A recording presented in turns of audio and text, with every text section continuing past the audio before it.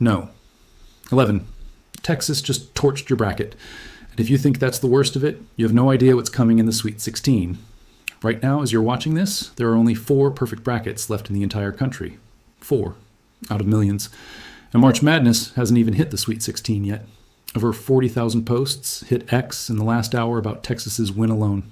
People are in full meltdown. Coaches are being fired in group chats. People are deleting bracket apps. And the wild part? The craziest part of this tournament hasn't even started yet. Let me show you what's really happening and what nobody is talking about. So here's what you need to know if you haven't been glued to your screen all weekend. This is the 2026 NCAA tournament. 68 teams started. We're now down to 16, and the carnage along the way has been historic. Let's do a quick rundown. High Point, a school most people couldn't find on a map, took down Wisconsin, a Big Ten powerhouse. VCU knocked out North Carolina in overtime. Texas A&M crushed St. Mary's. And then Texas, an 11 seed that had to win a play-in game just to get into the tournament, beat Gonzaga, a program that has made the tournament literally every single year since 1999. Here are 3 things most of the coverage is completely missing. 1. This isn't random chaos.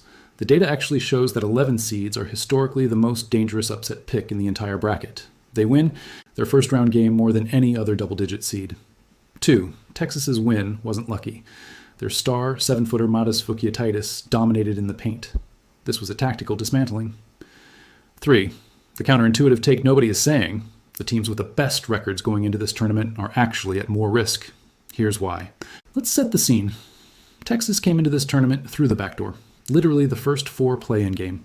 They survived that, then they beat BYU, even though BYU's freshman AJ DeBonsa dropped 35 points and 10 rebounds. 35 points. And they still won. Then they faced Gonzaga, Mark Few's machine, a program built on fundamentals, defense, and consistency. And Texas went into the paint on them, relentlessly. The game had just 9 combined 3-pointers. 84 points came from inside the arc, and Camden Haida hit the dagger, a 3, with 14 seconds left to seal it, 74-68. Here's what people are completely misreading. Everyone's acting like March Madness is broken this year, like the upsets are some kind of anomaly. They're not. Last year's tournament was actually the outlier. Only 13 total upsets. 1 double-digit seed made the Sweet 16. That was weird. This chaos is the normal state of college basketball in March. And here's what people are getting wrong about their brackets. Statistically, you were never supposed to fill out a perfect bracket. The odds are 1 in 9.2 quintillion if you pick randomly. Even if you're an expert, it's still 1 in 120 billion. The bracket is designed to humble you. That's the whole point. The teams getting upset aren't weak. Wisconsin is a great program. Gonzaga is a great program. But they run into a team on the right day with the right matchup. And in a single elimination format, that's all it takes. So what happens now? The Sweet 16 is about to get real. Here's who I'm watching. Duke is still the favorite at plus 300 odds. They survived a scare against Siena, and Cameron Boozer is going to be a problem for anyone they face. Michigan came in quietly and is now looking like a legitimate dark horse. And then there's Texas. If you thought their run was over after Gonzaga, think again.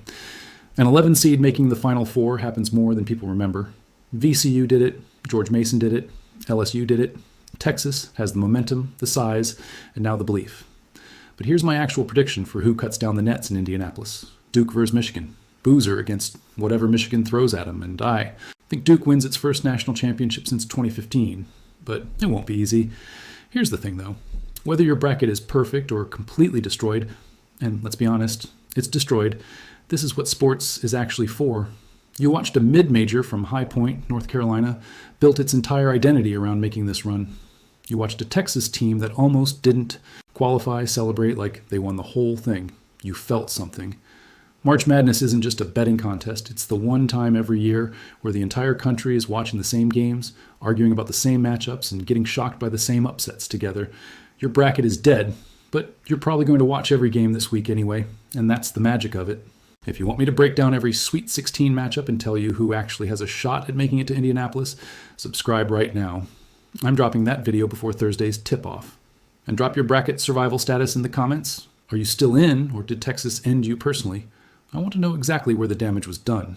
Next video, the real reason Duke might not win it all, and the one team nobody's talking about that could crash the Final Four.